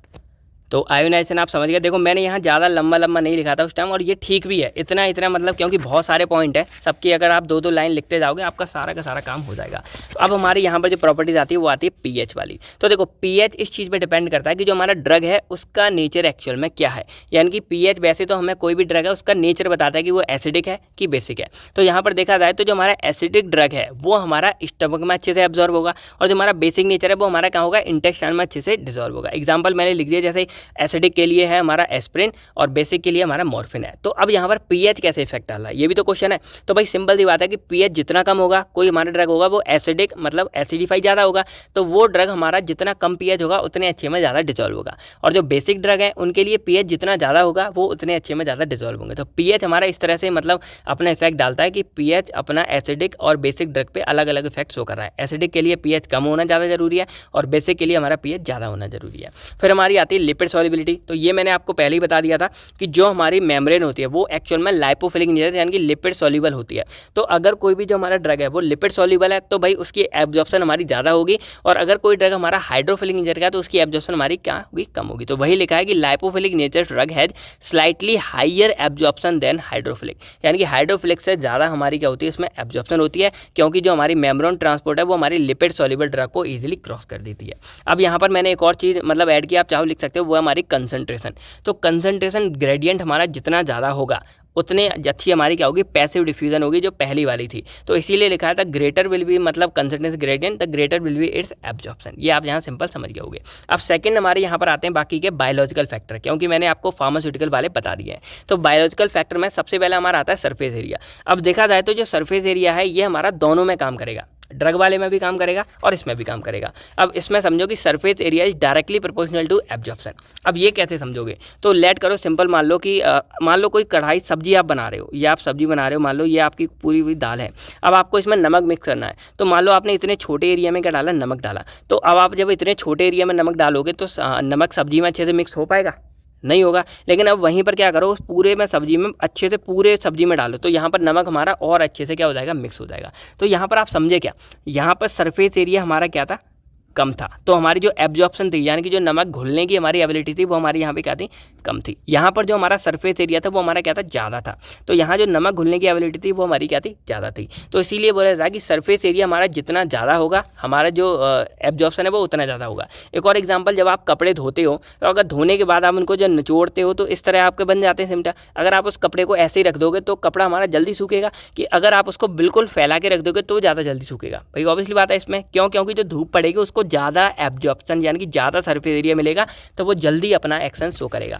सेम फंडा यहाँ पे काम करता है कि सरफेस एरिया हमारा जितना ज़्यादा होगा, ड्रग को एब्जॉर्ब होने के लिए जितनी ज़्यादा जगह मिलेगी उतने ही अच्छे से वो क्या होगा, हमारा एब्जॉर्ब होगा। तो ये है सरफेस एरिया डायरेक्टली हमारा प्रोपोर्शनल होता है इसके लिए, ठीक है। चलिए सेकंड हमारे आती है मेम्ब्रेन ट्रांसपोर्ट वाली। तो इसमें तो वैसे आप वो सिंपल जोड़ सकते हो कि हमारी बॉडी के अंदर कोई भी ड्रग है वो जो से मतलब उसको फॉलो ज़्यादा करेगा अच्छे से, उतनी अच्छी एब्जॉर्प्शन ज़्यादा होगी। अब एग्जाम्पल के लिए जो पैसिव ट्रांसपोर्ट है या पैसिव डिफ्यूजन था, उसमें सबसे ज़्यादा एब्जॉर्प्शन हो रही थी। 90% ड्रग उसी से करते हैं, क्योंकि उसमें कोई एनर्जी नहीं चाहिए, कुछ नहीं चाहिए, ड्रग आया डायरेक्टली ट्रांसफर हो गया। तो पैसिव ट्रांसपोर्ट की एब्जॉर्प्शन हमारी सबसे ज़्यादा होती है। फिर हमारी फैसिलिटेटेड की होती है, क्योंकि फैसिलिटेटेड में देखा वैसे फास्टर होती है। मैं ये नहीं कह रहा कि फैसिलिटेटेड में मैंने आपको बताया कि फास्टर होती है, तो आप सोचो ये यहाँ पे बात हो रही है ज़्यादा किस में होती है, जल्दी नहीं बात हो रही है, यहाँ पे बात हो रही है कि ज़्यादा एब्जॉर्प्शन किसके द्वारा होती है। तो ज़्यादा हमारी होती है पैसिव में, देन हमारी होती है फैसिलिटेटेड में, और उसके बाद हमारी तीसरे नंबर पे आता है एक्टिव ट्रांसपोर्ट वाला आता है, यानी कि यहाँ पर एनर्जी का यूज़ करना पड़ रहा है, इसलिए हमारी क्या हो रही है, कम हो रही है। तो एब्जॉर्प्शन हमारी इस रेट से यहाँ पे ज़्यादा हो रही है, सिंपल आप यहाँ पर समझ रहे होंगे। फिर हमारे यहाँ पर एक और चीज़ आती है गैस्ट्रिक एम्पटिंग टाइम। अब ये चीज़ यहाँ पर क्या है, तो जो मैंने आपको बताया था कि जब भी हम कुछ भी खाना पीना खाते हैं तो वो हमारे पेट में जाता है, कोई भी ड्रग वगैरह खाते हैं वो हमारे कहाँ जाता है, पेट में जाता है। चलो इससे आप समझो, तो जो कुछ भी हम खा रहे हैं वो हमारे यहाँ पे क्या जा रहा है, स्टमक में यहाँ जा रहा है। तो अब हमारी जो मोस्टली एब्जॉर्प्शन है वो हमारी कहाँ से होती है, इंटेस्टाइन से होती है। तो जितनी जल्दी हमारा जो ड्रग पार्टिकल है वो यहाँ से नीचे जाके हमारे यहाँ पे पहुँचेगा, उतनी ही जल्दी उसकी एब्जॉर्प्शन हमारी शुरू होगी।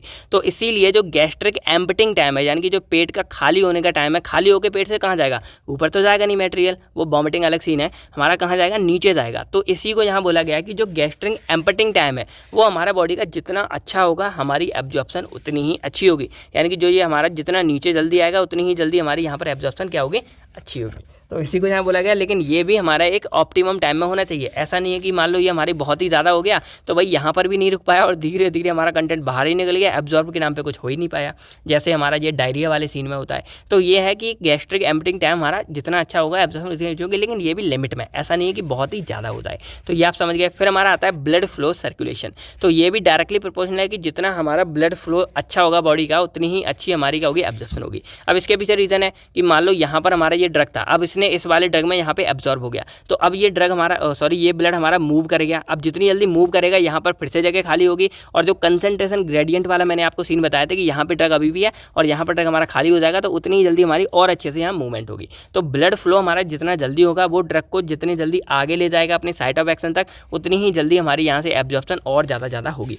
तो ब्लड फ्लो सर्कुलेशन भी हमारा डायरेक्टली प्रोपोर्शनल होता है किसके लिए, हमारे एब्जॉर्प्शन के लिए। फिर हमारी एक और चीज़ लास्ट आती है बायोलॉजिकल फैक्टर में, वो आती है फूड वाली। तो सिंपल सी बात है, आप लोगों ने सुना होगा कि भाई जब भी खाना पीना खाओ तो उसके थोड़े देर बाद अपने कोई भी ड्रग वगैरह या दवाई हमको खानी चाहिए। रीज़न है कि मान लो हमने खाने के साथ ही कोई दवा खा ली, तो जो इतना सारा खाने का कंटेंट है उसके साथ ही हमारी वो गोली छोटी सी मिल जाएगी, और उसके बाद उसका एब्जॉर्प्शन टाइम बहुत स्लो हो जाएगा, क्योंकि भाई आप समझ सकते हो खाने के साथ ही वो फिर एब्जॉर्ब होगी धीरे धीरे। तो आप जब खाना खा लो, खाने का धीरे धीरे यहाँ पे टाइम खत्म हो जाए, उसके बाद आप टैबलेट खाओ, गोली खाओ, और वो फिर यहाँ जाके अपना जो है एक्शन जल्दी दिखाएगी। तो ये यहाँ डिपेंड करता है। उसके बाद एक फैक्टर मैंने और ऐड किया था, वो आप लिख लेना अपने खुद से चाहो, एज वाला। तो देखो एज जो हमारी सिंपल है वो इस पर डिपेंड करती है। आप लोगों ने देखा होगा कि जो बूढ़े लोग हैं उनका मेटाबॉलिज्म, ये सारी प्रोसेस एब्जॉर्प्शन वगैरह ऑटोमेटिक स्लो हो जाती है। बच्चों की भी कई केस में स्लो, कई केस में ठीक होती हैं, और जो एडल्ट वगैरह मेल होते हैं उनकी अच्छी खासी होती है। तो इस तरह हमारी ये चीज़ काम करती है। बच्चों को तभी बोला जाता है कि ज़्यादा मतलब वो नहीं देना चाहिए, ठीक है। तो इस तरह हमारी ये एज भी जो है अपना इफेक्ट शो करती है यहाँ पे।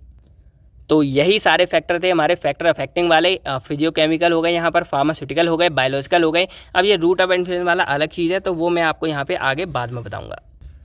तो अब जो हमारा इसमें लास्ट चीज़ बच रही है वो बच गया absorption of drug from non पर ओरल एक्स्ट्रावास्कुलर रूट। तो ये भी क्वेश्चन हमारा आ जाता है, कई बार आया हुआ है। तो पहले समझते हैं कि ये आखिर हमारी चीज़ क्या होती है। तो देखो सिंपल आप यहाँ पर वर्ड से समझो। नॉन पर ओरल का मतलब होता है अदर देन ओरल, यानी कि जो हम ओरल रूट से अब तक जो कोई भी हम दवा खा रहे थे वो ओरल रूट से खा रहे थे, और ओरल रूट से खा रहे थे वो सारी की सारी हमारी पेट में जा रही थी, GIT वगैरह में जा रही हैं, और थोड़ी देर प्रॉब्लम हो रही थी। तो यहाँ पर हमको ऐसे एब्जॉर्प्शन पढ़ना ड्रग की कि वो हमारी क्या हो रही है, अदर देन ओरल है, यानी कि हम उसको ओरली नहीं खा रहे, तब हमारे साथ क्या क्या हो रहा है। और यहाँ पे एक और वर्ड लिखा है, वो लिख रहा है एक्स्ट्रावास्कुलर रूट। तो देखो अगर इस वर्ड से मतलब निकालें तो निकल के आ रहा है कि नॉट डायरेक्टली इन वीनस, यानी कि जो बसल्स हैं, ब्लड वेसल्स हैं, तो उसमें डायरेक्टली हमको कोई ड्रग नहीं देना है, क्योंकि भाई सिंपल सी बात है, अगर डायरेक्टली देंगे तो एब्जॉर्प्शन ही क्या बची, वो तो 100% हो गया। जो हमारे किसकी होती है, IV रूट की होती है। तो मैंने जो हमारे ये वाले एब्जॉर्प्शन के रूट हैं इसमें मैंने IV को इंक्लूड नहीं किया है।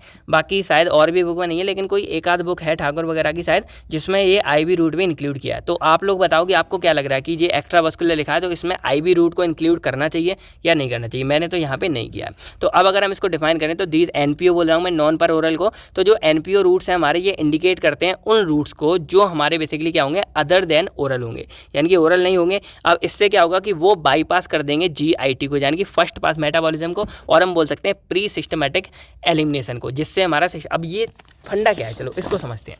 तो देखो ये आपको डायग्राम याद होगा, मिस्टर प्रदीप हैं जो मैंने 4th सेम में आपको बताया था कि जब भी हम कोई भी दवा वगैरह खाते हैं वो हमारे यहाँ से जाती है और यहाँ से जाने के बाद वो हमारी कहाँ पहुँच जाती है, पेट में जाकर, और वो फाइनली इंटेस्टाइन में पहुँच जाते हैं। अब इंटेस्टाइन का जो ऊपरी पार्ट है ना ये वाला, यहाँ पर हमारी कुछ पोर्टल वैन कनेक्ट होती हैं। अब ये पोर्टल वैन क्या करती हैं कि जो कोई भी हमारा ड्रग यहाँ पे आया तो उस ड्रग की एब्जॉर्प्शन हमारे ब्लड में होने से पहले वो उस ड्रग को पकड़ के यहाँ पर लीवर के पास ले आती हैं, और इसकी वजह से क्या होता है कि लीवर क्या करेगा उन ड्रग को मेटाबोलाइज कर देगा, और आपको पता है कि मेटाबोलाइज होने के बाद वो डायरेक्टली क्या कर देता है, रीनल रूट यानी कि किडनी के थ्रू उस ड्रग को बाहर पहुंचा देता है। तो ये एक प्रॉब्लम कॉज होती है जिसको हम क्या बोलते हैं, फर्स्ट पास मेटाबॉलिज्म बोलते हैं, और जो हमारे ड्रग की बायो अवेलेबिलिटी को कम कर देता है। अब बायो अवेलेबिलिटी क्या होती है, तो लेट करो कि ये हमारा ब्लड वाला पार्ट है और ये हमने ड्रग कोई भी लिया, तो यहाँ पे मान लो अगर हमने 400 mg ड्रग लिया तो ये ड्रग हमारा ब्लड के अंदर कितना mg पहुँचता है। अगर मान लो कि ये यहाँ पर हमारा 300 mg पहुँच गया करीब, तो ये हमारा लगभग कितना हो गया, 70-80% के करीब हमारी बायोलिटी हो गई। मान लो अगर ये हमारा पूरा यहाँ पर 400 का 400 mg पहुँच गया, तो इसको हम क्या बोलेंगे, 100% बायोलिटी हो गई है। तो ऐसा कभी होता नहीं है ओरल रूट में, क्योंकि भाई बहुत सारा हमारा पेट में रह गया, कुछ इंटेस्टाइन में कुछ रह जाता है, और कुछ हमारा ये जो पोर्टल वैन है ना ये हमारी इसमें लीवर तक पहुँचा देती है, और लीवर का काम है मेटाबोलाइज करके उसको इनएक्टिवेट कर देना, फिर वो ड्रग हमारा कोई काम का नहीं होता है। तो यही रीज़न है कि इसको बचाने के लिए हमारे और भी कई सारे रूट होते हैं। आईवी वाला रूट तो है कि डायरेक्टली हमने वही नसों में यानी कि डायरेक्टली हमने अपनी वेसल्स में दे दिया, ब्लड वेसल्स में, और डायरेक्टली ब्लड में हमारा ड्रग पहुंच गया। लेकिन कई केस में हम इसका यूज़ नहीं कर सकते हैं, इसकी बात हम पहले कर चुके हैं रूट ऑफ ड्रग एडमिनिस्ट्रेशन में, आप जाके देख लेना। यहाँ पर हम बात करेंगे other than oral and other than IV route, ठीक है। तो वही चीज़ हम यहाँ पढ़ने वाले हैं, और इनकी हमारी क्या होगी, बायो अवेलेबिलिटी हमारी ज़्यादा होगी। रीज़न सिंपल है कि भाई यहाँ पर क्या होगा कि जो भी हम ले रहे हैं वो डायरेक्टली हमारा इसमें नहीं जा रहा है, जीआईटी वाला जो पार्ट है ना इसको क्या करेगा, बाईपास करेगा, जिससे कोई भी प्रॉब्लम हमको होने वाली नहीं है। बाकी इसके अंदर जो कोई भी हमारे रूट आते हैं मोस्टली वो हमारे पैसिव डिफ्यूजन को ही फॉलो करते हैं, यानी कि वही हायर कंसंट्रेशन से लो की तरफ मूव करेंगे।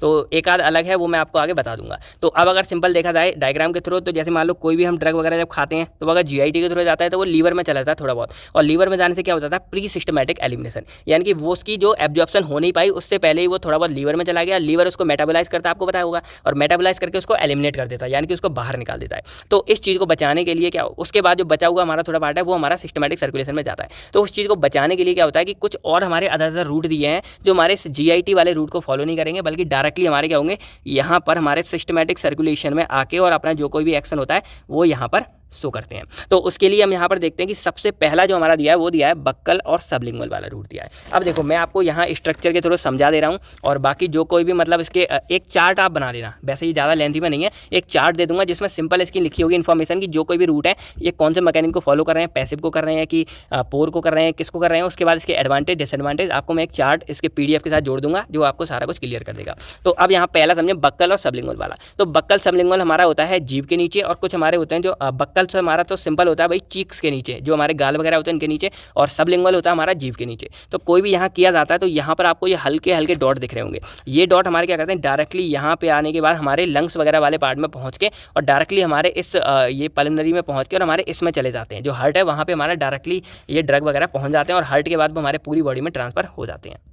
बाकी अगर आपको ये और डिटेल में पढ़ने हो तो रूट ऑफ ड्रग एडमिनिस्ट्रेशन वाली वीडियो बना रखे हैं, ये सर्च करके लास्ट में केयरवेल फार्मा लिख देना, आपको मिल जाएगी। तो बक्कल आप समझ गए होंगे भाई जीभ वगैरह, सॉरी अपने जो ये हमारे होते हैं गाल वगैरह उसके नीचे, सबलिंगुअल जीभ के नीचे ये रखते हैं। तो डायरेक्टली हमारा जो ये नस है ये हमारी सीधे जाके इस पल्मोनरी यहाँ पे मिल जाती है, और वो डायरेक्टली हमारी क्या करती है हार्ट के पास पहुँचाती है ब्लड को ड्रग, और वो हमारा पूरा क्या हो जाता है ट्रांसफर हो जाता है इस पूरे ब्लड में, और उसके बाद वो जो कोई भी एक्शन है वो अपना शो करता है। सेकंड हमारा आता है नेजल, या इसको हम जो है इंट्रानेजल भी बोलते हैं। अब इंट्रानेजल यहाँ पे आपको दिख रहा होगा कि यहाँ इंट्रानेजल में हम स्प्रे कर रहे हैं, और वो हमारे यहाँ पर नोज़ में जाके मतलब डायरेक्टली पहुंच जाता है। अब नोज़ के साथ जो कोई भी हमारे यहाँ पर ये आपको दिख जाएंगे जो नसें हमारी कनेक्टेड होती हैं वीन्स वगैरह, ये डायरेक्टली हमारे यहाँ पे जाती हैं, और वो जाने के बाद हमारी कहाँ लंग्स के पास पहुंच जाता है। ये आपको लंग्स दिख रहा होगा। अब ये लंग्स से हमारा ब्लड जो है पूरी बॉडी में बाद में सर्कुलेट हो जाता है, यानी कि इनको भी जो जीआईटी वाला रूट है वो फॉलो नहीं करना पड़ रहा है। फिर हमारा यहाँ पे थर्ड आता है टॉपिकल एडमिनिस्ट्रेशन। तो टॉपिकल में क्या होता है मोस्टली कि जो कोई भी स्किन वगैरह होती है, तो जैसे मान लो स्किन है तो स्किन के ऊपर रब कर देंगे, और स्किन पे जब रब कर देंगे तो स्किन के नीचे जो आपको पता है मसल्स वगैरह, तो मसल्स के पास भी कुछ हमारी इस तरह की वेन्स होती हैं, यानी कि हमारी नसें वगैरह होती हैं, ब्लड वगैरह, तो उनके पास डायरेक्टली जाके क्या हो जाता है, ब्लड हमारा सीधे मतलब एब्जॉर्ब हो जाता है। मतलब उन्होंने इस जीआईटी वाले पार्ट को वो किया, लेकिन यहाँ पर थोड़ा सा मसल्स वगैरह से क्रॉस होते हुए वो हमारी डायरेक्टली ब्लड वेसल्स में पहुँच जाता है। उसके बाद हमारा आता है सब क्यूटनेस रूट। तो सब क्यूटनेस आपको पता होगा, यहाँ पे हम क्या करते हैं, अपनी जो ये खाल वगैरह होती है स्किन, यहीं पर थोड़ा सा नीचे पेस्ट लगा के और जो कोई भी ड्रग है उसको यहाँ पे डायरेक्टली इंजेक्ट कर दिया जाता है। फिर इंट्राओक्यूलर आता है, तो यहाँ पर हम जो कोई भी ड्रग है वो अपने आइज वगैरह में अप्लाई करते हैं और वहाँ से जाके वो अपना कोई भी इफेक्ट है वो यहाँ पे शो करेगा। फिर रेक्टल रूट आता है, तो ये एनएस वगैरह वाले पार्ट में कोई भी ड्रग सपोजिटरीज वगैरह ये होती हैं वो डाली जाती हैं। फिर बेजाइनल के लिए अलग से कुछ ड्रग आती हैं जो बेजाइनल वाले पार्ट में डायरेक्टली डाली जाती हैं। फिर पल्मनरी हमारे आर्टरीज आती हैं, तो वो ये जगह आपको दिख जाएगी, तो डायरेक्टली हमारे इधर इंजेक्ट कर दी जाती हैं, या कई बार जो है इनहेलेशन के द्वारा, यानी कि इनहेल करते हैं उसके द्वारा हमारे यहाँ पर ये आपको दिख रहा होगा, ये वाली जो लाइन आ रही है वो हमारी डायरेक्टली यहाँ पर आ जाती है। ठीक है, ये हमारी सबलिंगुअल भी आ रही है और ये हमारी एक इंट्रानेजल से भी आ रही है जो डायरेक्टली हमारे पल्मनरी वाले पार्ट में चली जाती है। तो इस तरह देखा गया कि जितने भी हमारे ये रूट हैं अलग अलग, ये हमारे डायरेक्टली क्या हो रहे हैं, हमारे ब्लड के अंदर पहुँच रही हैं, और ये जो जीआईटी वाला पार्ट है इसको क्या कर रहे हैं यहाँ पर मतलब हटा रही हैं, और इसकी वजह से क्या हो रहा है कि यहाँ पर मेटाबॉलिज्म और प्री सिस्टमेटिक एलिमिनेशन जैसी चीज़ें हमारी अवॉइड हो पा रही हैं, और हमको जो कोई भी ड्रग है उसका मैक्सिमम रिस्पॉन्स मिल पा रहा है, बायो एबिलिटी हमें ज़्यादा की ज़्यादा मिल पा रही है। तो इस तरह ये सारी की सारी चीज़ें हमारी काम करती हैं। अब अगर ये क्वेश्चन वैसे डिटेल्स में ज़्यादा नहीं आता, 5-10 में आता है, तो देखो इतना आपके पास हो गया, ये स्ट्रक्चर आपके पास हो गया, सबके बारे में आप 2-2 लाइनें लिख दो कि किस में क्या हो रहा है, आपका सारा कुछ क्लियर एकदम हो जाएगा। और अगर लॉन्ग में आता है तो वो चार्ट मैं इस नोट्स के साथ ऐड कर दूंगा, वहाँ पे जो कोई भी इसका मतलब मैकेनिज्म हो वो आप लिख देना, वहाँ पे सारा कुछ आपको मिल जाएगा। तो आई होप आप लोग को ये सारी की सारी चीज़ें एकदम क्लियर हो गई होंगी, ये कैसे क्या था सारा कुछ आपको यहाँ पे पता लग गया होगा। बाकी इसमें एक और बात रह गई कि जैसे जो नेजल वाला है ना, इंट्रानेजल वाला जो इनहेल करते हैं, वो थोड़ा बहुत पार्ट हमारा लीवर में यहाँ पे आता है, जो लंग्स है, तो लंग्स में भी छोटा मोटा हमारा फर्स्ट पास मेटाबॉलिज्म होता है, लेकिन वो बहुत ही कम होता है, यानी कि माइनर केस में होता है, जिसको हम निगलेक्ट कर सकते हैं। तो इतनी बड़ी सीन नहीं है जितना हमारा लीवर में हो जाता है। तो बस इतनी सी बात थी। तो आई होप आप लोग को सारा कुछ एकदम क्लियर हो गया होगा। यहाँ पर 3 बड़े बड़े क्वेश्चन थे, 2 जिसमें से मेन थे, जिसके अंदर से सारे के सारे क्वेश्चन बनते हैं। और देखा जाए कहीं ना कहीं तो ये जो वीडियो है ये आपको लगभग 10 से 15 नंबर तो आपको परफेक्ट दिलाने वाली है। तो सारा कुछ आपको क्लियर होगा। अब बस आप वीडियो को लाइक कर दो, और इस वीडियो का भी एम रखते हैं 500 लाइक तक कम कर दो। पहली वीडियो हमने स्टार्ट कर दी है इंपोर्टेंट क्वेश्चन की, अब धीरे धीरे आपको सारा कुछ जो मिलता जाएगा। नेक्स्ट आपको जो है डिस्ट्रीब्यूशन के ऊपर सारी कहानी मिल जाएगी। तो आज की वीडियो में इतना ही, मिलते हैं आपसे बहुत नेक्स्ट वीडियो में। तब तक thank you, take care, and आप सभी लोग अपना और अपनी फैमिली का ख्याल रखिएगा। बाय बाय दोस्तों, जय हिंद दोस्तों।